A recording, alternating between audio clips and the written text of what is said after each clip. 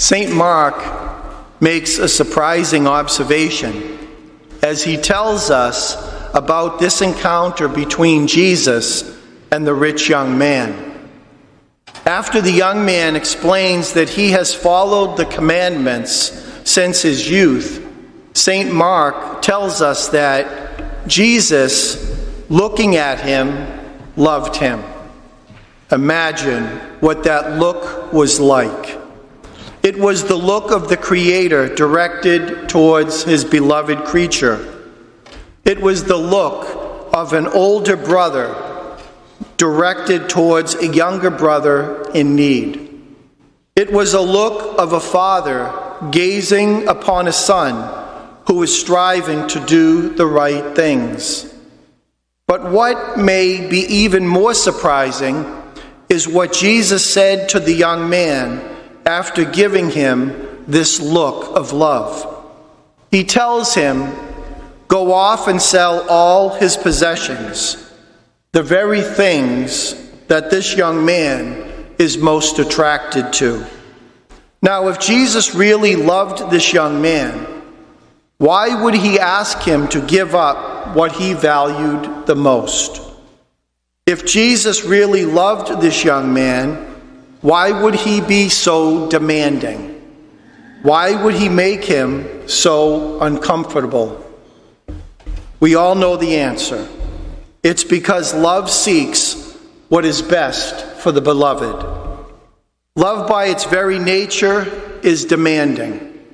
It will never settle for mediocrity. And this young man, because he was so attached to money, possessions, and worldly success, was in great danger of falling into a mediocre, stifling, and frustrating life. And so Jesus, out of love, invites him to choose the path of wisdom instead of comfort, the path of following God's will instead of self-will.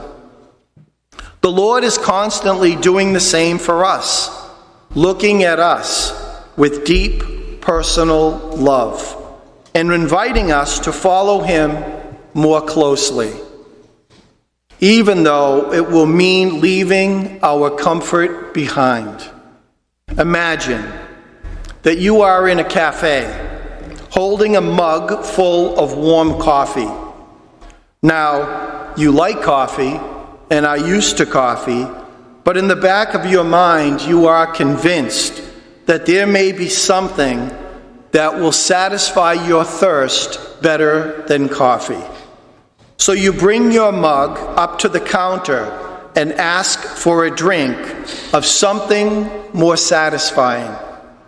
The man at the counter says to you, "Sure, we have just the thing, a special brew. It tastes fantastic, fills you up with energy, and lasts the whole day long." But when he reaches for your mug, you hesitate. You have never tried this special brew, and you are a little suspicious. What if it is not as good as the man says it is? Maybe you should just stick with what's familiar. You can't have both. You can only have one mug. To get the special brew, you would have to pour out your warm coffee.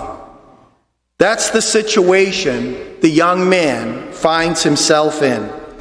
His mug is full of wealth and possessions. Jesus is offering him true, lasting wisdom instead, promising that it will give him the satisfaction his money hasn't given him. But he hesitates. He's afraid to take the risk. It's an image that helps us understand the nature of sin in general. Sin is putting something in God's place, putting something that ought to be second place into first place, filling our mug with warm coffee when God really gave us the mug so that we could drink his special brew.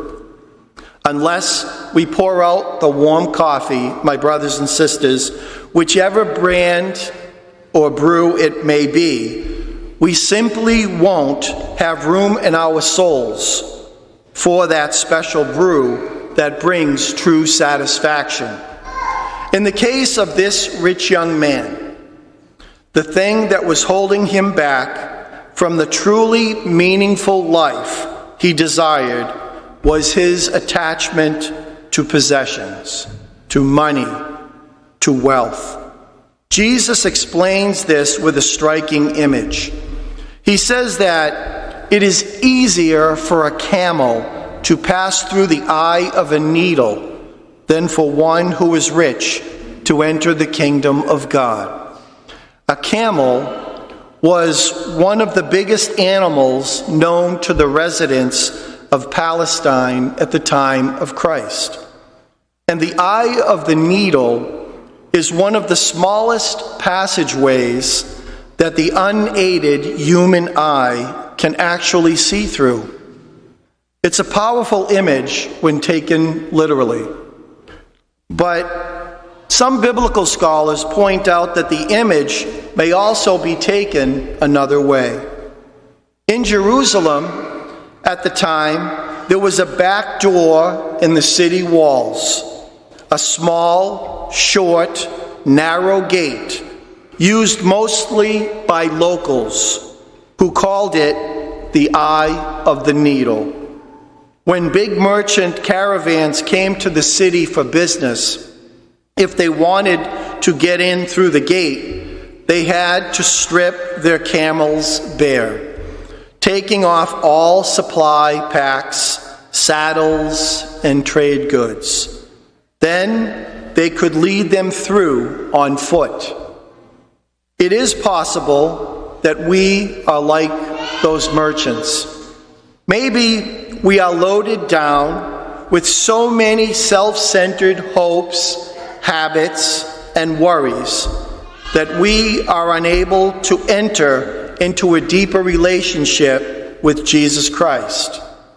Maybe we still think that the right house, job, promotion, bank account, or reward is going to fill our hearts with the happiness we long for. But it won't. Those things must take second place to our friendship with Jesus Christ.